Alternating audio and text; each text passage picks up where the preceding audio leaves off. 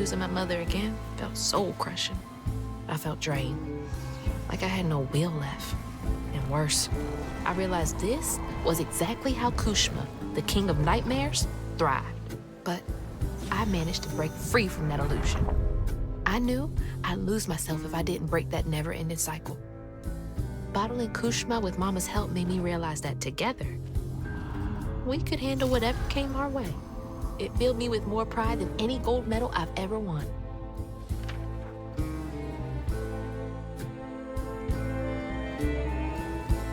But that's not where this story ends. There was a loose end back in Prospero that needed tying up. It was time to swing by Bunny's again.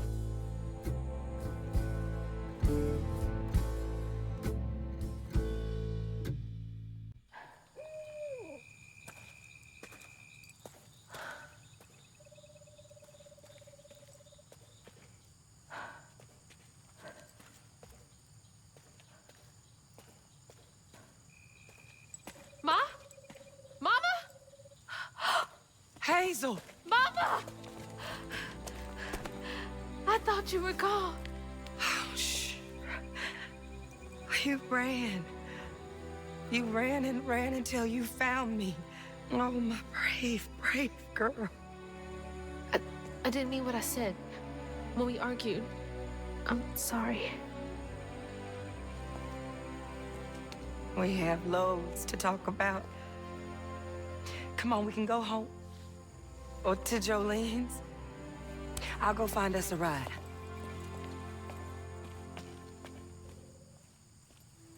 I'll meet you later. I have one more thing to do. What are you up to? I have to go to the Flood Mansion. Have you lost your mind? I know you can't understand, but I need you to trust me one more time. I can't let you go back into the mouth of danger. Please, Ma. There's so much bad coming from there. You can't see what I see. Just like I couldn't see what you were going through. I have to fix this on my own. Make it right.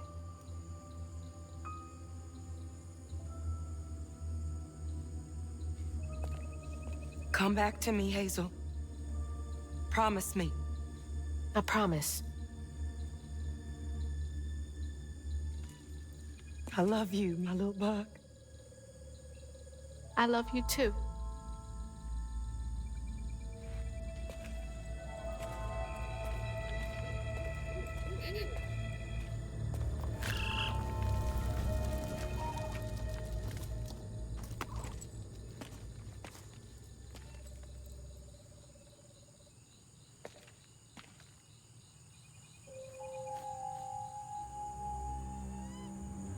Okay, so a couple things to talk about.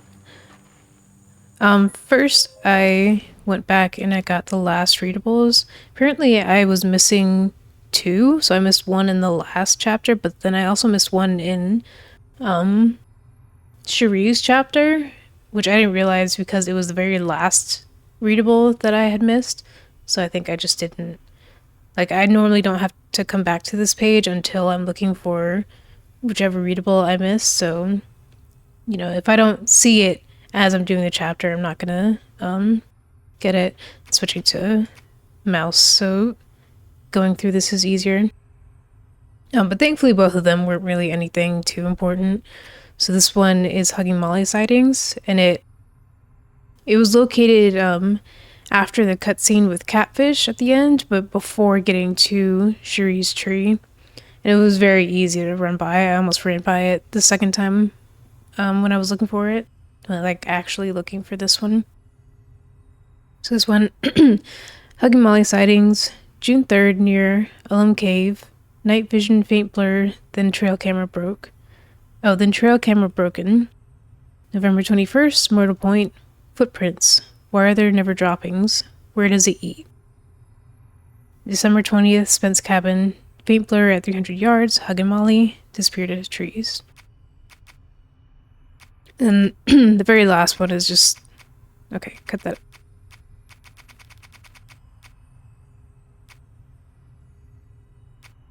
Okay. Stop freaking out. It was just this one, more taunting. Run, rabbit, run. Have you gotten any closer to finding your mother in this labyrinthine place? Stay fleet of foot and maybe you can outrun your nightmares. Run, little rabbit, run. And that one was after the first chase in the last chapter when you get to the first stage area. There was this like room off to the side of the billboard that has both of her parents reaching out to her that I didn't see because I think the lights flickering and stuff and hearing Kushma like smashing outside the studio freaked me out too much to want to actually look around. Yeah, that is all the readables. And then I should be good on everything else. Another thing is when I was redoing Cherie's chapter, I keep wanting to call it Bunny's chapter, but it's easier if I just say it's Cherie's. So the hairbrush he gave me is actually in the pattern as well. The one where in the memory where it's the in-between one between learning about Cherie and then learning about what happened to her. So when she like scolds Trey for Cherie's dress getting dirty, she then picks her up and starts brushing her hair, and then you get the brush pattern. So I had assumed when we got the actual hairbrush that it was Cherie's, and that's why Rue was giving it to us, but this just kind of confirms that further. And I also, when going back through the house, I realized that Bunny's family has a connection to every single every single company that has hurt people in the story. So she's got it with the factory where Itchy's dad worked at. She got it at the company, or she has a connection to the company that Laurent's dad was working with. Of course, the pig factory. She also had a picture of the Bell of Prospero on her. She also had a picture of that on her wall. So everything that's caused harm, her family has a connection to. So I think all that, plus her having this hurt that has festered for decades and decades, is probably why we're trying to give her to Kushma. Because like she has hurt, but she's also connected to all these different sources of hurt. Although I think like some of them are a little bit harder to understand, especially like the Bell of Prospero, because that was before her time. So I feel like she doesn't really have like a direct connection to that one. That's probably more her ancestors, but other things. Well, even then, the sawmill and the factory for Itchy's dad, those might not be directly connected to her, but it's like, I think this surrounds her, like, it surrounds her family, and she's like the center point at all of this now, because she's the only prominent flood that we know of, that we have in this game, outside of Hazel, and Hazel has no business in these businesses.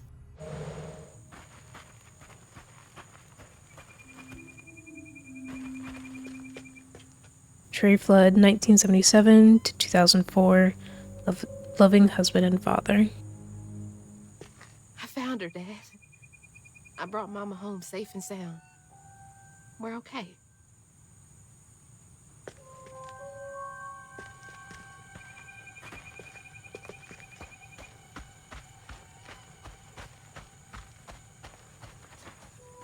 So like unless Bunny is somehow being reborn throughout time, I feel like she shouldn't have such a direct connection to these companies.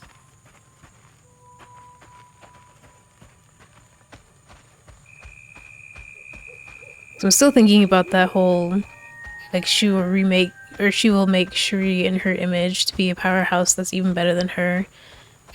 And then also talking about Mahalia talking about the whatever they call it, false stitcher that wanted her powers. Maybe Bunny survives through like dark magic, like she survives through her daughters, kind of like Flemeth in Dragon Age. But again, these are just baseless. Wish me luck. If I'm not out here in a few minutes, call the authorities. Baseless theorizing.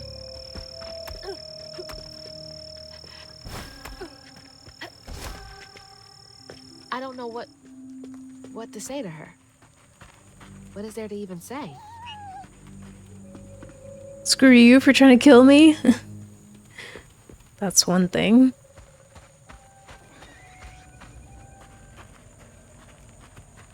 All of this stigma was coming from her the whole time.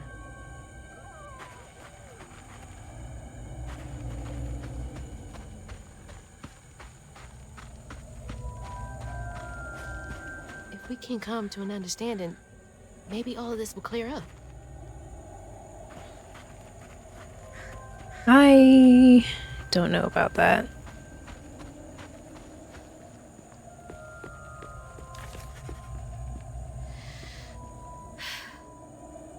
All right.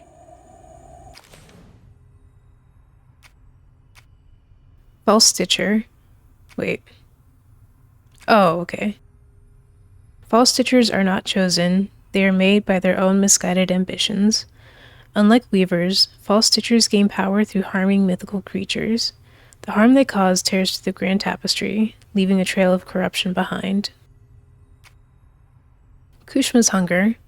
Kushma feeds off of the regrets, hopes, and dreams of the people that Rue tricks into coming to the town on the tapestry. Kushma can't be destroyed, only temporarily bottled by weavers like Hazel.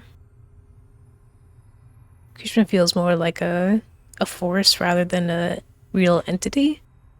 Like something that just exists in nature.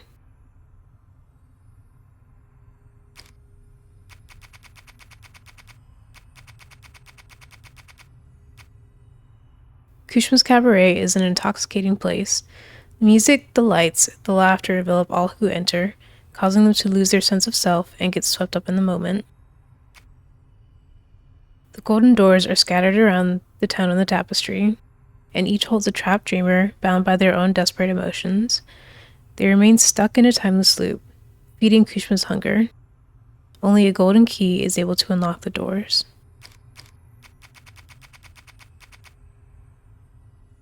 Oh yeah, I think some of these just got pinged again because I went back to replay a previous chapter.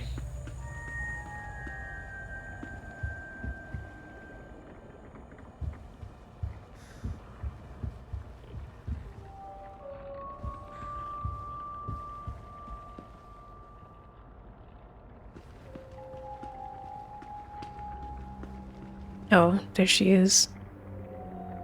I think that's Molly's gland on the floor next to her.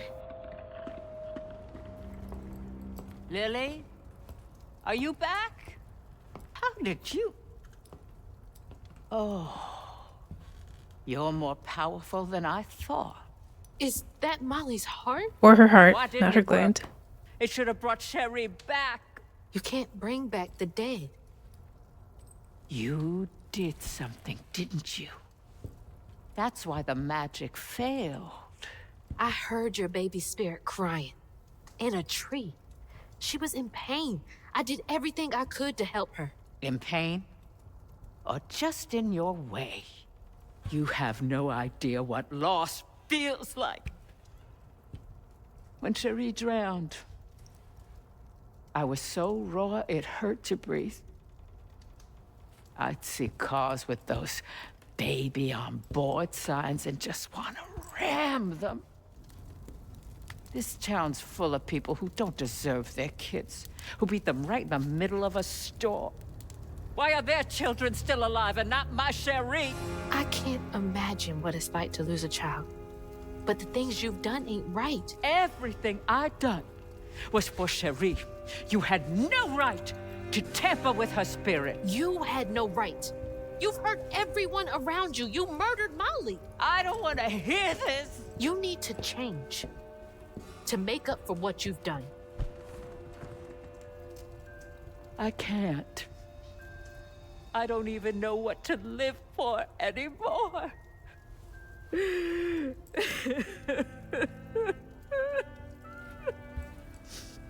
There is a way you can see Cherie again. I don't believe in heaven if you came here to kill me. No. But there is a town for folks who can't move on. Or won't. You can't do any more harm there. But think it through, Bunny. I've seen what happens to folks who can't let go of the past. Your choice. Cherie's baby Brush. She was so tender-headed, I'd get cross with her. Now I'd give anything to brush her hair again. And you can, my darling. I know who you are. It won't really be her. You'll never be able to tell the difference, I promise. I won't. Not if you don't want to. You're very kind.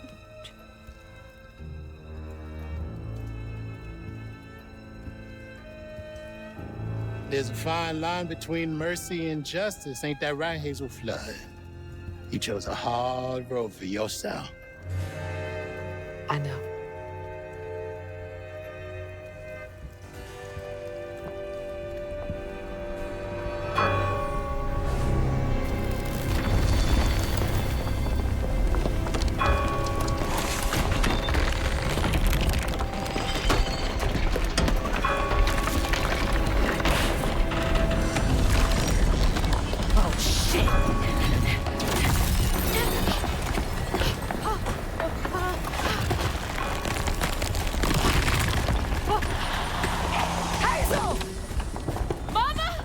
Oh, good Lord. Are you hurt? I'm okay. I'm okay.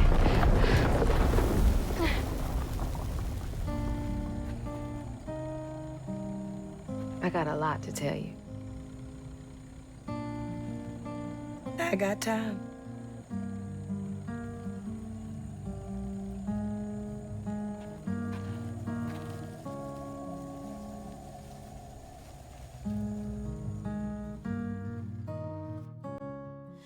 Flame is so low like a fading ember. Guess that's it. I hear you, mama, and I remember. I feel like I'm not fully satisfied with the ending. Like, I was expecting a little more. Maybe a stronger confrontation between Hazel and Bunny. It feels like the majority of the game was really good, but it kind of petered out at the end between the Kushma fight and then this final encounter with Bunny.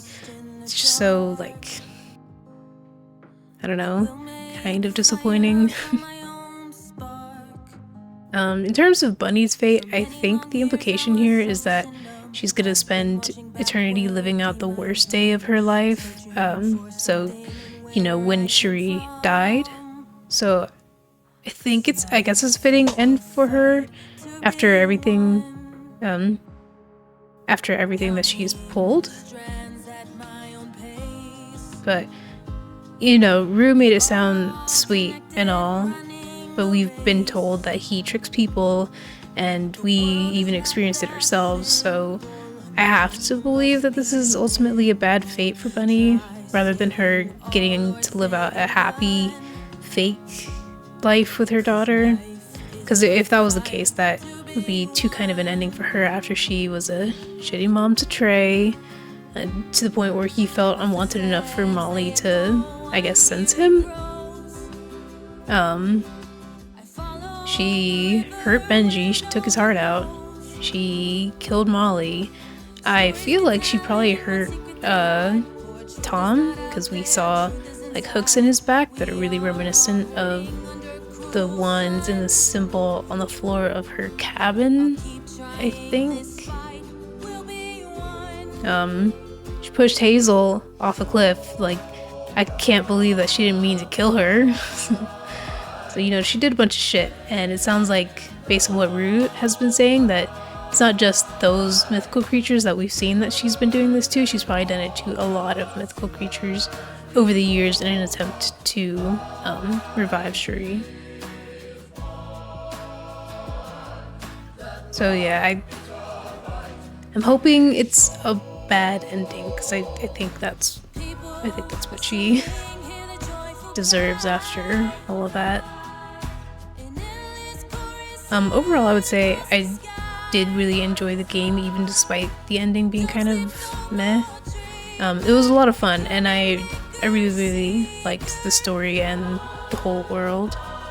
The writing had a couple hiccups, but nothing that really ruined the experience for me.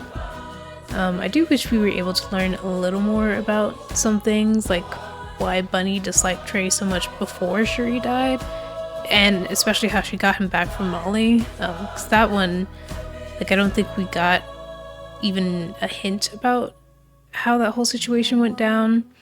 And knowing what we know about Molly, I don't think we could trust what Bunny said about her, using Trey as bait to get to Bunny. And there are also other things I would like to know more about. Like, I feel like we don't know much about Catfish, even though they alluded to him having, like, maybe an eventful past that he doesn't want to go into. I wouldn't mind learning more about Rue. It kind of feels like him and Kushma were, like, tossed in at the end. Even though Kushma has been around, like, they were present from very early on. You got hints of them, but it still feels like they were kind of just, like, you know, dropped in at the very end. So it was it felt a little bit strange, and, you know, we don't get enough time to really learn more about them. So yeah, I wish we could have learned more about a lot of things, but I still enjoyed it otherwise. So the lowest point of the game, I think, was the combat. So I liked the writing, I liked the exploration, the parkour, and in fact, I wouldn't mind if the parkour had been harder towards the end. Or not parkour, platforming. I don't know why I call it that. But yeah, the platforming could have been harder. But the combat was pretty Like, it got old quick after getting access to all the abilities. I didn't like hate it, but I just wasn't excited when we would see a combat area coming up. And if I were to replay this game, I would probably just skip all the combat. Or at least all the normal encounters. Because boss fights were better, but even then, like, I liked the first two fights, but I didn't really like the last two as much. Because with Molly, you know, I didn't like that you were stuck waiting for your ability cooldown. And I think because I could see the potions, and I know that Molly didn't have any temporary invulnerability like Tom did, that's why it felt frustrating to wait. 'Cause it's like, it's right there. I could just use it right now. And I think if I were to change her fight specifically, I'd either make her destroy the potions more often, like she was doing in the last phase, I think. Or I would have there only be one potion spawn at a time and have a lengthy amount of time between spawns, kind of same as Tom's fight, so not really reinventing the wheel there. With Kushma, it was just boring. Like, I can't say much more about that. It was boring and it was disappointing, because he's been built up this whole game. You had his fog chasing you all game, and then, you know, people keep saying, oh, he's so scary, he's very powerful, you shouldn't mess with him. And then in the end, you just fight waves of normal enemies, 4 waves of them too. And the most you get from him is he will attack you sometimes, and you're not doing anything to him, you're just running around dodging everything. So it honestly, it barely felt like a boss battle. So yeah, combat least enjoyable experience for me, but it wasn't bad enough that it ruined my experience with the game. It's just, you know, I wouldn't do it again. Those specific parts. Except for Tom and Laurent, those fights were fine. I really like the art style. I've mentioned before, and I like how they really caught the claymation feeling. And it's obviously not the same. If you compare the game to the actual claymation they did for it, it's very different, but the feeling is still there. And I love that you can even find details of within the characters that evoke the sense of them being crafted from physical material. The one that keeps coming back to me is Laurent. So if you look at a close-up of him, he has these lines on his skin that look like fingerprints. So I thought that was really cool when I actually noticed it. And of course the settings are super gorgeous. I especially think a lot about the swamp levels and how they still felt really nice to look at. Whereas oftentimes in games, I think swamps are generally like very scary and kind of ugly to be in, but here it wasn't the case, so it was a nice change of pace. The character designs were great as well. My favorites were Bunny and Jolene, and Hazel of course, but because she's the main character, she's like in a category of her own. But other than her, Bunny and Jolene were like the top two, at least of the human characters.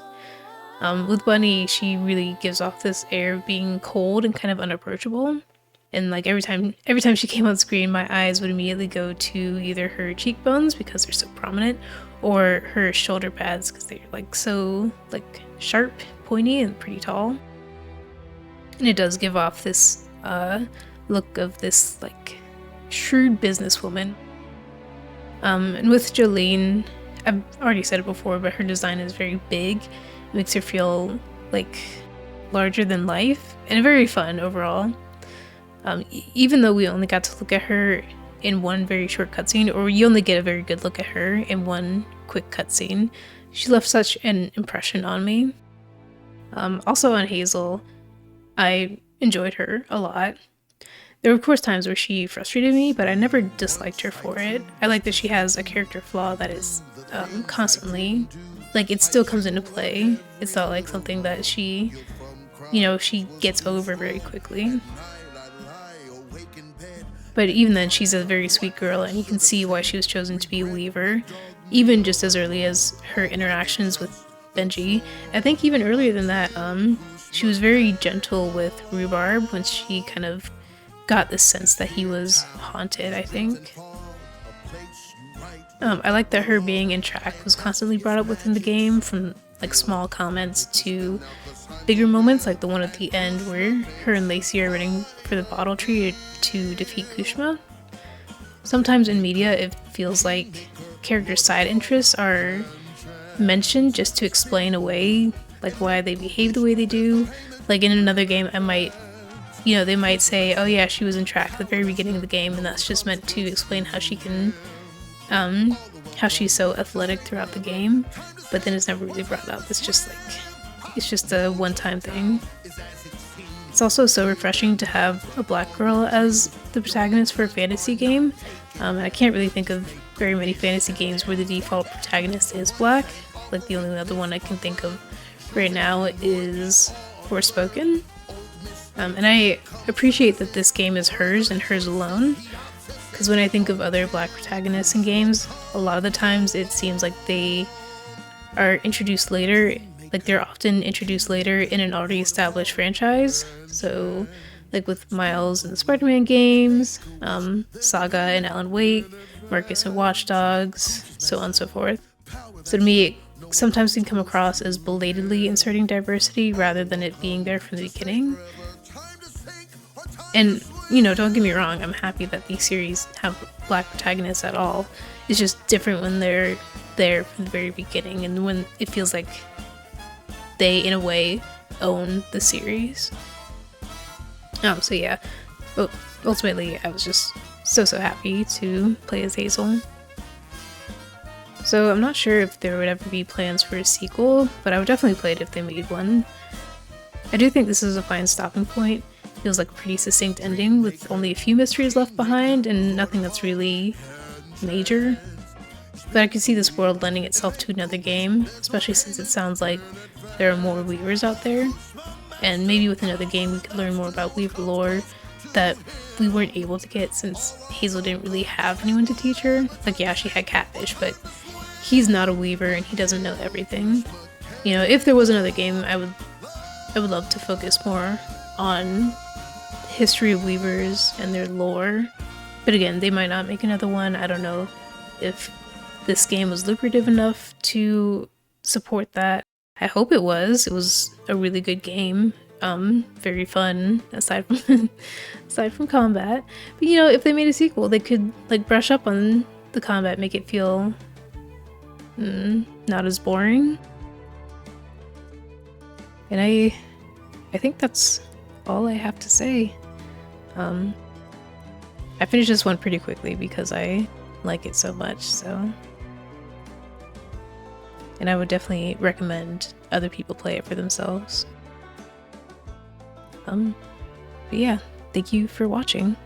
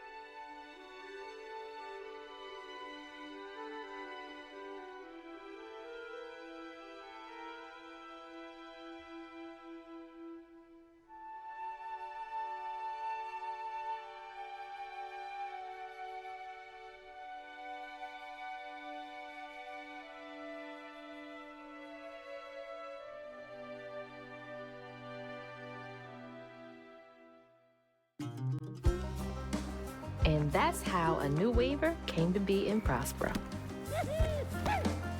Well, well. Not bad at all, Hazel Flood. I appreciate it.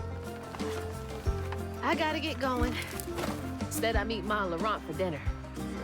See y'all later.